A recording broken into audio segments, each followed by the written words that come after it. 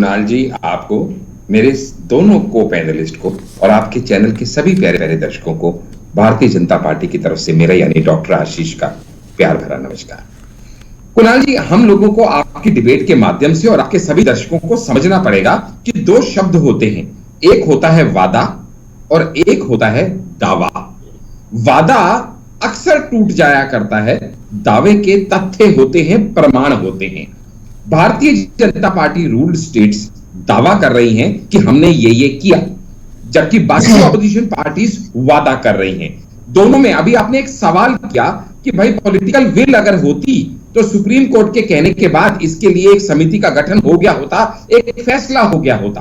तो आपके दर्शक दोनों को देख पाएंगे कि हमारी कांग्रेस की प्रवक्ता आदरणीय प्रोफेसर जी ने यहां पे फ्रीबीज को किस तरह से डिफेंड किया, लेकिन वहीं पे बीजेपी द्वारा ही जनवरी 2022 में बीजेपी लीडर अश्विनी उपाध्याय जी द्वारा ही जनहित में सुप्रीम कोर्ट में याचिका दायर की गई थी, जिसमें कहा गया था कि फ्रीबीज के ऊपर आप रोक लगाइए और इसको आप जो पॉलिटिकल पार्टीज ऐसा कर रही हैं उनको रोकिए। और इतना ही नहीं, आप इसकी डेफिनेशन भी सेट कीजिए कि फ्रीबीज आखिर है क्या, क्योंकि बहुत सी पॉलिटिकल पार्टीज डेवलपमेंट के नाम पे फ्रीबीज की रेवड़ियां बांट के वोट इकट्ठा करने का प्रयास कर रही हैं। भोले वाले देश की जनता के वोटों को खरीदने का वो प्रयास कर रही हैं, जिससे उन्हें रोका जाना चाहिए।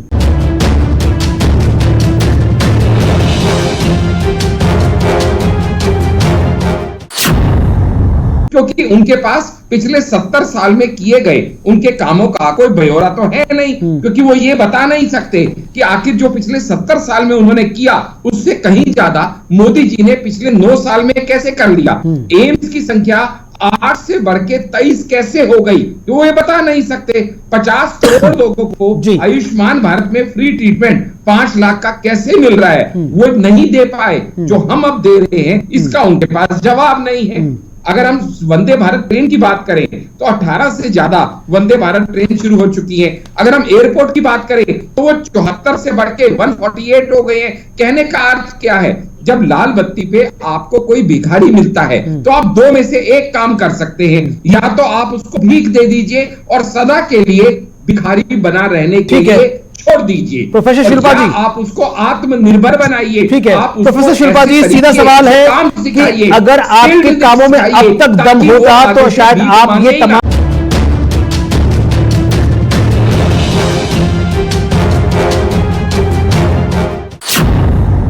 मैडम कह रही है कि 70 साल में अगर हमने कुछ ना किया होता तो आज हांडा जी भी यहां नहीं होते। तो फिर आज मैडम खुद ही इस बात का जवाब दे दे कि अगर पिछले 70 साल में क्या 3 करोड़ पक्के घर बने थे, क्या 12 करोड़ टॉयलेट बने थे, क्या जल में कनेक्शन 12 करोड़ में आया था, क्या एलपीजी कनेक्शन बीच में बोला नहीं मैंने आपके, मैडम मैं आपके बीच में बोला नहीं। You are a learned person, आपसे उम्मीद है कि आप सभ्यता से बात करेंगी। अपने चांस में आप बोली, मैं बोला नहीं बीच में।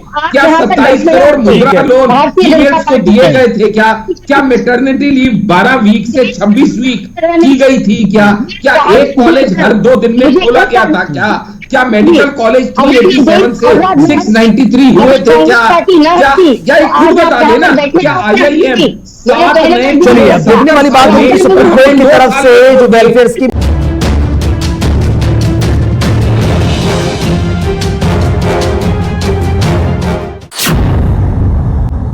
नमस्कार, बहुत बहुत स्वागत आपका। आप देख रहे JK 24/7 न्यूज, आपके साथ मैं हूं कुणाल गोस्वामी।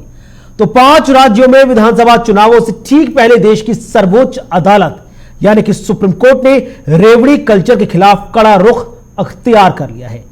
फ्रीबीज के खिलाफ दायर एक जनहित याचिका पर सुनवाई करते हुए सुप्रीम कोर्ट ने 2 टूक केंद्र सरकार, चुनाव आयोग, राजस्थान और मध्य प्रदेश सरकार को नोटिस जारी कर दिया। चीफ जस्टिस DY चंद्रचूड़ की अदालत ने सभी को 4 हफ्तों में जवाब दाखिल तक करने की मांग करती है। दरअसल राजस्थान और मध्य प्रदेश में विधानसभा चुनाव से पहले लगातार लोगों के लिए ऐसी योजनाओं का ऐलान पर ऐलान किया जा रहा है जिसमें उन्हें कैश तक दे देने की बात सामने आई है। अब दोनों राज्यों की ऐसी ही योजनाओं को फ्रीबीज कहा जा रहा है, मकसद कि चुनाव उनके पक्ष में जाए। अब इन्हीं तमाम चीजों को लेकर जनहित याचिका पर सुप्रीम कोर्ट ने आपत्ति जताई है और 4 हफ्तों के भीतर जवाब मांगा है केंद्र सरकार, चुनाव आयोग, मध्य प्रदेश और राजस्थान सरकार से। इसी पर चर्चा को आगे बढ़ाएंगे। कुछ खास मेहमान भी हमारे साथ जुड़ेंगे और समझने की कोशिश करेंगे कि चुनावों को जीतने के लिए साम दाम दंड भेद का फॉर्मूला अपनाने वाले लोग आखिरकार रेवड़ी कल्चर पर कैसे आ टिके। लेकिन शुरुआत पहली बड़ी खबर के साथ, और उससे पहले आप देखिए कुछ बड़ी योजनाएं जो राजस्थान सरकार की बड़ी योजनाएं। उन्होंने कहा कि हर घर की महिलाओं को स्मार्टफोन दे देंगे, साल भर फ्री इंटरनेट दिया जाएगा। गहलोत सरकार बोली कि महिलाओं के लिए रोडवेज बसों में आधा किराया हम देंगे, हमारी सरकार दोबारा सत्ता में आई। साथ ही साथ उन्होंने कहा कि और भी कई ऐसे ऐलान हैं जो गहलोत सरकार अगर रिपीट करती है तो आम जनता को उसका लाभ मिलेगा। मसलन उज्ज्वला योजना के तहत 500 रुपए में गैस सिलेंडर। बड़ी बात, 100 यूनिट की फ्री बिजली, किसानों के लिए 2000 यूनिट बिजली मुफ्त। इधर लंपी से पशु की मौत पर किसानों को 40,000 का मुआवजा देने तक की बात मुख्यमंत्री अशोक गहलोत की तरफ से सामने आई। उन्होंने कहा कि स्वास्थ्य व्यवस्थाओं को और बेहतर बनाने के लिए, आम जनता को लाभ देने के लिए हर नागरिक का 25 लाख तक का इलाज दिया जाएगा। अब यह नहीं है कि कांग्रेस सरकारें ही इसमें आगे भाग रही हो, फ्रीबीज का ऐलान किया जा रहा हो। सत्तासीन भाजपा जो काफी हद तक फ्रीबीज के खिलाफ रही है, वो किस तरह से फ्रीबीज को लेकर लगातार आम जनताओं के सामने एक के बाद एक उपहारों की लड़ी लगा रही है। कुछ जानकारियां आपके सामने पेश करते हैं। मध्य प्रदेश की शिवराज सिंह चौहान की लाडली सरकार बहना योजना समेत कई बड़ी योजनाओं के जरिए बड़ा दांव खेलने की तैयारी की जा रही है। और क्या कुछ है वो आप देखिए। महिलाओं के खाते में हर महीने 1250 रुपए। इसके अलावा 1 करोड़ 31 लाख महिलाओं को इसका बकायदा लाभ भी मिल रहा है। योजनाओं पर सालाना 19,650 करोड़ का खर्च जो राज्य सरकार पर भार के तौर पर देखा गया। इधर 7,800 स्टूडेंट्स को स्कूटी सालाना, इससे खर्च पड़ा राज्य सरकार पर 79 करोड़ का। इसके अलावा किसान सम्मान निधि 4,000 से बढ़ाकर 6,000 तक, और 87 लाख किसानों को दी जा रही सम्मान किसान निधि। तो तमाम चीजें जो मुख्यमंत्री शिवराज सिंह चौहान ऐलान पर ऐलान कर रहे हैं, मकसद एक स्पष्ट कि फिर से भाजपा सत्ता में आए। इसके अलावा मेधावी स्टूडेंट्स को लैपटॉप और कैश देने की बात भी सामने आ रही है। 23,000 रोजगार सहायकों का वेतन दुगना करने की बात भी यहां पर राज्य सरकार की तरफ से सामने रखी गई है। कर्मचारियों का डीए, आंगनबाड़ी कार्यकर्ताओं का वेतन बढ़ाने की बात भी यहां पर राज्य सरकार की तरफ से सामने आई है। तो ये तमाम वो योजनाएं हैं जिनके जरिए राज्य सरकारें जनता को लुभाने में जुटी है। लेकिन अब सुप्रीम कोर्ट इन लोक लुभावन योजनाओं पर कड़ा हो गया है और सरकारों और चुनाव आयोग से 4 हफ्ते में जवाब मांगा गया है। इन्हीं तमाम अहम मुद्दों को लेकर हम चर्चा को आगे बढ़ाएंगे। 3 खास मेहमान हमारे साथ जुड़ रहे हैं। सबसे पहले आपको उनसे इंट्रोड्यूस करवा दें। भारतीय जनता पार्टी से हमारे साथ डॉक्टर आशीष हांडा जी हैं, साथ ही साथ कांग्रेस प्रवक्ता प्रोफेसर शिल्पा शर्मा हैं, और साथ ही साथ सुप्रीम कोर्ट के अधिवक्ता प्रमोद कुमार भी हमारे साथ जुड़ रहे हैं। तो इनसे हम लगातार सवालों का सिलसिला आगे बढ़ाएंगे। लेकिन उससे पहले सुप्रीम कोर्ट जिस तरह से सख्त होता हुआ नजर आया, स्पष्ट कह दिया सुप्रीम कोर्ट ने कि आखिरकार परिभाषा क्या है, फ्रीबीज का किस आधार पर आप एक के बाद एक ऐलान कर रहे हैं, और फ्रीबीज के तहत जो वोटों के लिए अचानक से आपने उपहारों की लड़ी लगा दी है, उसका वहन राज्य सरकारें कैसे करेंगी, जबकि राज्य सरकारें कई ऐसी हैं जो ऑलरेडी कर्ज में डूबी हुई हैं। कर्ज पूरा हो नहीं पा रहा, अतिरिक्त बोझ लेना पड़ रहा है, और चुनाव जीतने के लिए आम जनता से एक के बाद एक वायदे। बहरहाल ये कोई पहली बात नहीं है। साल दर साल देखा गया है कि किस तरह से राजनीतिक दल अपने पक्ष में चुनाव करने के लिए, आम जनता से वोट हासिल करने के लिए किस तरह से एक के बाद एक उपहारों की लड़ी लगा देते हैं। शुरुआत में हमने यह भी देखा तमिलनाडु में किस तरह से कल्चर बढ़ता नजर आया था, और ये कल्चर पंजाब तक जा पहुंचा था। बड़ी बात है, अगर आपको याद होगा, तमिलनाडु जहां पर तस्वीरें बहुत ज्यादा वायरल होती थी कि अन्ना द्रमुक और द्रमुक के बीच कंपटीशन होता था कि हम चुनाव अगर जीत गए तो आम जनता को फ्रिज दे देंगे, कलर टीवी दे देंगे, प्रेशर कुकर दे देंगे, 2.5 किलो 4 किलो 5 किलो अनाज दे देंगे। तस्वीरें उसकी बहुत सोशल मीडिया पर वायरल होती थी। और जैसे जैसे उस समय के मुख्यमंत्री तत्कालीन स्वर्गीय जी जयललिता हो, या फिर हम बात कर लें करुणानिधि की, वो सब ये बात के ऐलान करते थे। और उसके बाद धीरे धीरे कल्चर साउथ से सेंट्रल इंडिया और सेंट्रल इंडिया से नॉर्थ इंडिया की तरफ भी आगे आया। और आपको याद होगा किस तरह से तमिलनाडु के बाद ये तमाम जो चीजें सेंट्रल इंडिया आई और अरविंद केजरीवाल जी की तरफ से कहा गया कि बेहतर शिक्षा, मुफ्त स्वास्थ्य व्यवस्थाएं ये एक आम व्यक्ति का अधिकार है, लिहाजा अगर राज्य सरकार उसको दे रही है तो उसको फ्रीबीज की श्रेणी में ना रखा जाए। लेकिन भारतीय जनता पार्टी इस पूरे मुद्दे पर कहीं ना कहीं तक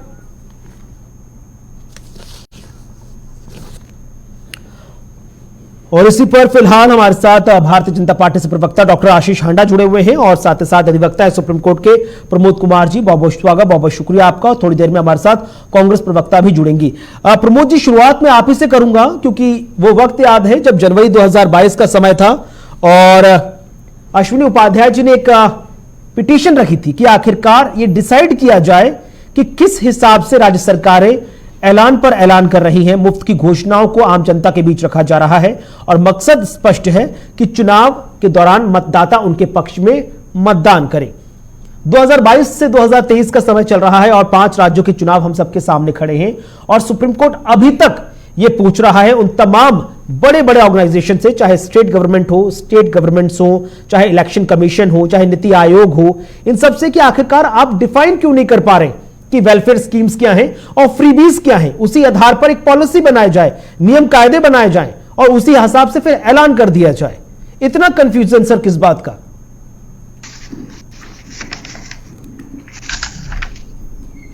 हमारे हिसाब से, और ये जो देखे होंगे जैसा आपने कहा 2022 में ही एनवी रमन्ना साहब जब चीफ जस्टिस ऑफ इंडिया थे तो प्री बेंच में ये पीआईएल लगा था और ये मुद्दा उठाया गया था।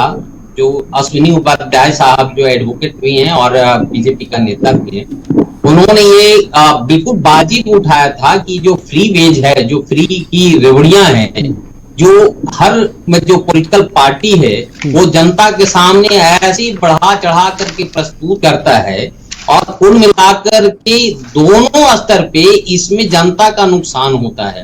तो इसमें एक रेगुलेट करने की जरूरत है, उसका एक बैलेंस करने की जरूरत है और ऐसा ना हो कि फ्री वेज के चक्कर में हमारा हिंदुस्तान पहले से जो है करोड़ों रुपए का ऋण जो विदेशों से लिए हुए रहता है और कहीं और ज्यादा कर्ज में हम डूबते चल जाएं और परिणाम यह होगा कि एक दिन देश ही रसातल में चला जाएगा। तो इससे बचने के लिए उन्होंने जो ये है पीआईएल फाइल किया था। और लेकिन आप देखेंगे कि ये मैटर कई दफा जो जब एनवी रमन्ना साहब चीफ जस्टिस ऑफ इंडिया थे तो उनके सामने लगा, जो 3 अगस्त का भी था, 11 अगस्त का भी था, 17 अगस्त को भी हुआ, 23 अगस्त को हुआ और उसमें नोटिस किया गया था इलेक्शन कमीशन को, जो चुनाव आयोग है, प्लस सेंट्रल गवर्नमेंट को और स्टेट गवर्नमेंट को किया गया था एंड पॉलिटिकल पार्टी को कि आप लोग एक कमेटी बनाइए और एक तय कीजिए, एक पैमाना तय कीजिए कि कैसे और किस लेवल में आप फ्री कर सकते हैं। तो उसमें देखिए 2 मुद्दा मेन आया था जिसमें कि डिफरेंशिएट बहुत टफ था। वो था एक तो कि जो फ्री का रबड़िया में है और फ्री के रबड़िया में ही लोगों उसका जो इंटरप्रिटेशन कर रहे थे, जो वेलफेयर स्कीम है जो गरीबों के लिए आता है वो है कि वेलफेयर में और फ्री बी में कैसे डिफाइन कर पाइएगा। अब जैसे फॉर एग्जांपल मैं बता रहा हूं कि जैसे यहाँ पर किसी सरकार ने कह दिया कि 200 यूनिट हम फ्री बिजली देंगे।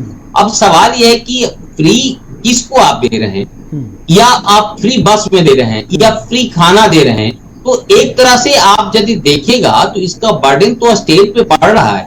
दूसरी तरफ से जो है आप जिस आदमी को दे रहे हैं वो एक तरह से उसको आप निकम्मा भी बना रहे हैं। आप ये जताने की कोशिश कर रहे हैं लेकिन सर एग्जाम्पल हम सबके सामने है और जो है सर एग्जाम्पल हम सबके सामने है। श्रीलंका हम सबके सामने जीता जागता उदाहरण है। हमने देखा था कि साल 2 साल पहले किस तरह से वहां पर तमाम फ्री की बौछारें कर दी गई और हालात देखिए कि किस तरह से बैंकक्रप्ट हो गया श्रीलंका। लोग राष्ट्रपति प्रधानमंत्री को मारने पर चढ़े आए थे क्योंकि उनके पास चीजों का अभाव हो गया था और जो वहां के उस वक्त के राष्ट्रपति थे उनको पनाह लेनी पड़ी थी दूसरे मुल्क जाकर। जब हम सबके सामने है तो उसके बावजूद हम सबक नहीं ले पा रहे। शॉर्ट टर्म बेनिफिट्स के लिए लॉन्ग टर्म लॉस की तरफ जो हम जा रहे हैं, इसको कौन फिर सुनिश्चित करेगा? सुप्रीम कोर्ट तो स्पष्ट कह चुका, लेकिन अगर पॉलिटिकल पार्टीज के अंदर ये विल होती तो शायद अब तक ये डेफिनेशन डिफाइन कर दी गई होती कि फ्रीबीज क्या है और वेलफेयर स्कीम्स क्या है।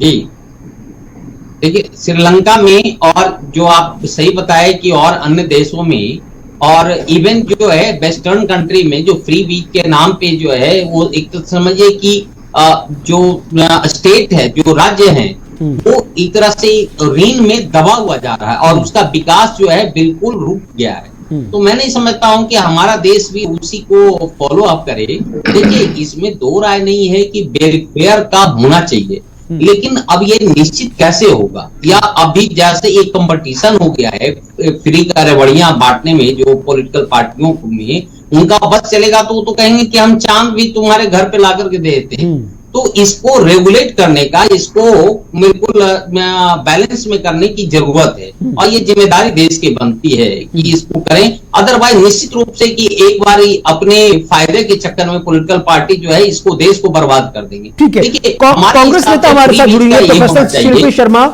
शिल्पी जी, स्वागत आपका चर्चा में। आरोप लग रहा है तमाम political parties short term benefit के लिए लॉन्ग टर्म नुकसान की तरफ आगे बढ़ रही हैं और राज्य सरकारों को भी धकेल रही हैं। लेटेस्ट एग्जांपल आपके सामने कर्नाटक और हिमाचल का भी है, जहां पर एक के बाद एक फ्री के उपहारों की झड़ी लगाई थी कांग्रेस पार्टी ने, उसका फायदा भी हुआ। लेकिन आपको नहीं लगता कि ये फ्री के जो उपहार हैं वो आने वाले वक्त में आपके लिए ही जी का जंजाल बन जाएंगे? क्योंकि भाजपा आरोप लगा रही है राजस्थान में कि जो तमाम वायदे गहलोत सरकार ने किए वो वायदे तो आप कर नहीं पाए पूरे, और अब आपने नए उपहारों की झड़ी लगा दी है।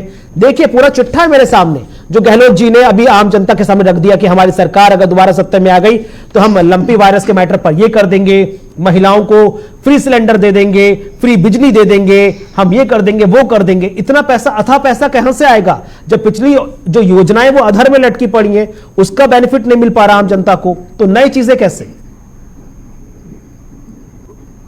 कुणाल जी, मैं यहाँ पर एक चीज बहुत स्पष्ट करना चाहूंगी that Congress party is a party which does the politics of the constitution, which does the politics of the poor of this country.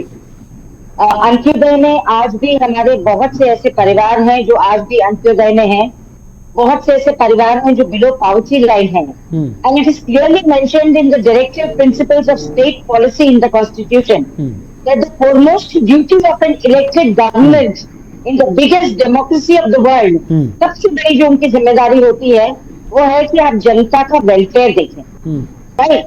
तो अगर ये कहें कि मनरेगा जो है इसको आप बोलेंगे कि सारी आपने रेवड़ी दे दी, या जो और हम पब्लिक डिस्ट्रीब्यूशन सिस्टम है आपका पीडीएस, उसके लिए अगर आप बोलेंगे कि ये रेवड़ी है, तो I am sorry, I beg to differ with all the honourable gentleman sitting here on the dais, क्योंकि आज भी हमारे देश की जो जनता है, ऐसे लोग वाकई में बहुत से हैं जिनको सरकार द्वारा ये जो सुविधाएं हैं ये मुहैया करवाई जा रही हैं, उनको फायदा हो रहा है। But at that moment of time when you say we are not giving the freebies, we are providing them the welfare schemes, but जब यहां पर अगर आप लिस्ट देखते हैं मोबाइल इंटरनेट फ्री, ये कौन सी वेलफेयर स्कीम हो गई मैडम? नहीं, अगर आप स्वास्थ्य व्यवस्थाएं बेहतर बनाने के लिए आप ऐलान करते हैं, उज्ज्वला योजना के लिए 500 रुपए के गैस सिलेंडर देते हैं, that is completely fair enough.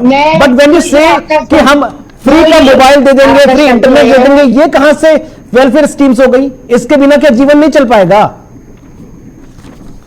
Kunal जी, सबसे पहली बात तो आप ये जो शब्द यूज कर रहे हैं फ्रीबीज, या जो आप ये शब्द यूज कर रहे हैं रेवड़ी कल्चर, ये जो शब्द है मुझे इस पर आपत्ति है।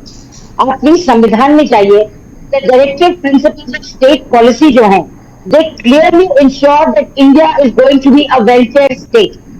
हम एक वेलफेयर स्टेट होंगे, और अगर उस वेलफेयर स्टेट को बनाने में इस देश की गरीब जनता को, इस देश के बहुत से ऐसे लोग जो आज भी 2 वक्त की रोटी अफोर्ड नहीं कर सकते, या खासकर महिलाएं, चाहे फिर उनको चौके का काम हो जिसमें उनको सिलेंडर में कुछ रियायत दी जा रही हो, चाहे फिर उनको स्मार्टफोन का काम हो जहां से वो अपनी नौकरी कर सके या ऑनलाइन कुछ काम कर सके, या बच्चियां हैं वो ऑनलाइन पेपर्स दे सके।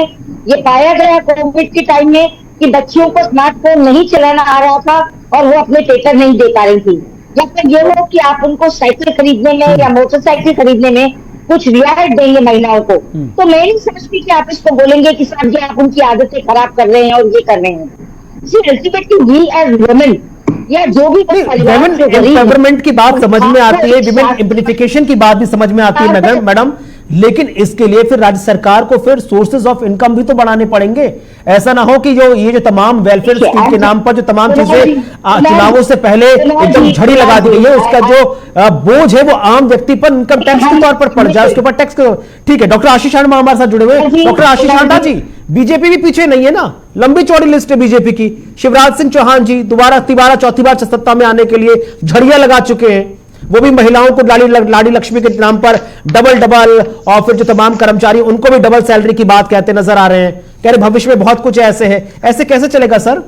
अगर सब कुछ बहुत अच्छा कर दिया स्टेट गवर्नमेंट ने, तो फिर ये फ्रीबीज या वेलफेयर स्कीम्स को और बढ़ाने की जरूरत क्या है जब सब अच्छा चल रहा है तो? या फिर आप कह दीजिए कि हाँ पिछली सरकारों में लूप होल्स रह गए, उनको कवर अप करने के लिए हमें ये सब लाना पड़ा। कुणाल जी, आपको, मेरे दोनों को पैनलिस्ट को और आपके चैनल के सभी प्यारे प्यारे दर्शकों को भारतीय जनता पार्टी की तरफ से मेरा यानी डॉक्टर आशीष का प्यार भरा नमस्कार। कुणाल जी, हम लोगों को आपकी डिबेट के माध्यम से और आपके सभी दर्शकों को समझना पड़ेगा कि दो शब्द होते हैं, एक होता है वादा और एक होता है दावा।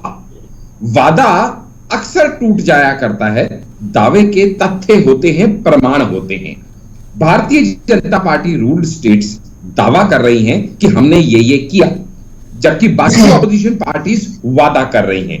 दोनों में अभी आपने एक सवाल किया कि भाई पॉलिटिकल विल अगर होती तो सुप्रीम कोर्ट के कहने के बाद इसके लिए एक समिति का गठन हो गया होता, एक फैसला हो गया होता, तो आपके दर्शक दोनों को देख पाएंगे कि हमारी कांग्रेस की प्रवक्ता आदरणीय प्रोफेसर जी ने यहां पे फ्रीबीज को किस तरह से डिफेंड किया, लेकिन वहीं पे बीजेपी द्वारा ही जनवरी 2022 में बीजेपी लीडर अश्विनी उपाध्याय जी द्वारा ही जनहित में सुप्रीम कोर्ट में याचिका दायर की गई थी, जिसमें कहा गया था कि फ्रीबीज के ऊपर आप रोक लगाइए और इसको आप जो पॉलिटिकल पार्टीज ऐसा कर रही हैं उनको रोकिए, और इतना ही नहीं आप इसकी डेफिनेशन भी सेट कीजिए कि फ्रीबीज आखिर है क्या, क्योंकि बहुत सी पॉलिटिकल पार्टीज डेवलपमेंट के नाम पे फ्रीबीज की रेवड़ियां बांट के वोट इकट्ठा करने का प्रयास कर रही हैं। भोले वाले देश की जनता के वोटों को खरीदने का वो प्रयास कर रही हैं, जिससे उन्हें रोका जाना चाहिए, क्योंकि उनके पास पिछले 70 साल में किए गए उनके कामों का कोई ब्यौरा तो है नहीं, क्योंकि वो ये बता नहीं सकते कि आखिर जो पिछले 70 साल में उन्होंने किया उससे कहीं ज्यादा मोदी जी ने पिछले 9 साल में कैसे कर लिया। एम्स की संख्या 8 से बढ़ के 23 कैसे हो गई, तो वो ये बता नहीं सकते। 50 करोड़ लोगों को आयुष्मान भारत में फ्री ट्रीटमेंट 5 लाख का कैसे मिल रहा है, वो नहीं दे पाए, जो हम अब दे रहे हैं इसका उनके पास जवाब नहीं है। अगर हम वंदे भारत ट्रेन की बात करें तो 18 से ज्यादा वंदे भारत ट्रेन शुरू हो चुकी है। अगर हम एयरपोर्ट की बात करें तो वो 74 से बढ़ के 148 हो गए हैं। कहने का अर्थ क्या है, जब लाल बत्ती पे आपको कोई भिखारी मिलता है तो आप दो में से एक काम कर सकते हैं, या तो आप उसको भीख दे दीजिए और सदा के लिए भिखारी बना रहने के लिए छोड़ दीजिए। प्रोफेसर शिल्पा जी, आप उसको आत्मनिर्भर बनाइए। ठीक है प्रोफेसर शिल्पा जी, सीधा सवाल है कि अगर आपके कामों में अब तक दम होता तो शायद आप ये तमाम वो बड़ी जो योजना है, जो त्योहार, जो उपहार है, जो रेवड़ियां हैं, उनका नाम नहीं लेती कांग्रेस पार्टी। क्या कहेंगे आप बीजेपी नेता के एलिगेशन पर? कुणाल जी, मैं एलिगेशन जो अभी आशीष जी ने लंबे चौड़े से गिना दिए हैं, मुझे हंसी आ रही थी जब वो आशीष उपाध्याय जी का नाम ले रहे थे और कह रहे थे कि उन्होंने पीआईएल लगाई है। तो मैं बता दूं कि ये सारा कुछ जो होता है बीजेपी ने, ये बड़ा समय समय पर और बड़ा प्रायोजित तरीके से होता है। माननीय प्रधानमंत्री जी और उनके साथ टीम काम कर रही है, और जो व्हाट्सएप यूनिवर्सिटी और आरएसएस के थ्रू जो ज्ञान आ रहा है वो इतना सिस्टमैटिक हो चुका है कि उनको पता है कि कब कौन सी चीज कहाँ करनी है, कब उनको जो गुजरात में रेप विक्टिम्स है उनको छोड़ना है, कब पीआईएल लगाना है, कब राहुल जी के खिलाफ पीआईएल लगाना है, कब ये बताना है कि 70 साल में कांग्रेस ने क्या किया। अगर 70 साल में कांग्रेस ने कुछ न किया होता तो शायद आज हांडा जी भी यहाँ नहीं बैठे होते। ये तो प्रमाण है। दूसरी बात मैं आपको बता दूं कि हमें सत्ता की ऐसी कोई लोलुपता नहीं है कुणाल जी। आप कांग्रेस पार्टी का इतिहास उठाकर देखिए, वी हैव नेवर बिलीव्ड कि हम जनता की मजबूरी पर या जनता के शोषण पर हम कभी भी सत्ता में आना चाहेंगे, या जनता को लड्डू दिखाकर, जैसे अभी आपने महिलाओं के आरक्षण में किया, क्या किया प्रधानमंत्री जी ने? प्रधानमंत्री जी ने हल्ला मचा दिया, ऐसा महिलाओं का आरक्षण कर रहे हैं नई संसद में। लेकिन वो क्या था?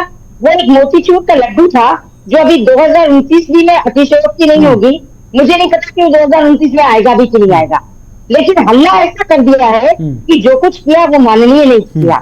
उसके पहले तो कांग्रेस उसमें पीछे कैसे है मैम? कर्नाटक में आपकी जो सरकार आई थी तो आपने भी वादे किए थे, नो डाउट जो 5 वचन की बात कांग्रेस पार्टी, कांग्रेस नेता राहुल गांधी ने की, सबसे ज्यादा उसी को कैश किया जा रहा है कि हमने कर्नाटक में कर दिखाया, हमने हिमाचल में कर दिखाया, आपने ओपीएस की बात की एनपीएस के मुकाबले, वो नो डाउट आपके फेवर में चला गया।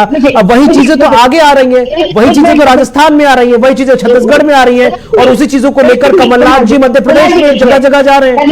कुणाल जी, कर्नाटक में हमने इसलिए किया क्योंकि हमसे पहले जो सरकार थी, आपको पता है वो कितने प्रतिशत तक चल रही थी, 60-40% तक सरकार चल रही थी, कितना उनका कमीशन जाता था सबको मालूम है। हिमाचल प्रदेश में जो सरकार है उसके बाद लोग वाकई में बहुत ज्यादा परेशान हो चुके थे, तो मैं नहीं समझती कि हमने कोई इनको लोक लुभावने वादे दिए हैं। It is just that we believe in the Kunal ji, बस मैं आपसे इतना रिक्वेस्ट करूंगा कि इक्वल टाइम दीजिएगा। It is just that we do not believe in such creepy politics where to come down on personal things. ठीक है डॉक्टर आशीष आंडा, लास्ट एक मिनट। ठीक है डॉक्टर आशीष आंडा, लास्ट एक मिनट। ठीक है मैम, समय समझिए प्लीज, समय की बाध्यता समझिए। मैं ठीक है डॉक्टर आशीष आंडा, लास्ट एक minute sir, please take on.